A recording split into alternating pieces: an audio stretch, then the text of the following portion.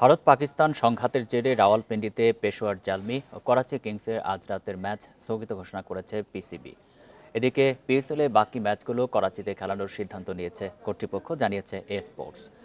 রাওয়ালপিন্ডি স্টেডিয়ামের কাছে ভারতের ড্রোন হামলার কথা জানিয়েছে আন্তর্জাতিক গণমাধ্যম।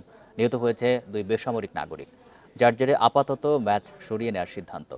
পিএসএলের দল পেশোয়ার জালমির হয়ে খেলছেন বাংলাদেশের নাহিদ রানা ও রিশাদ খেলছেন লাহোর কালান্দার্সে। তবে সামাজিক যোগাযোগ মাধ্যমে নিরাপদে থাকার কথা জানিয়েছেন 2 টাইগার।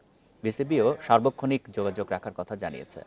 2 দেশের সীমান্তে উত্তেজনার কারণে পিএসএলে খেলতে যাওয়া বিদেশিদের পাকিস্তান ছাড়তে চাওয়ার বিষয়টিও এসেছে গণমাধ্যমে। বাকি সূচি পরিবর্তনের বিষয়ে পিসিবির আনুষ্ঠানিক ঘোষণা পাওয়া যায়নি এখনো।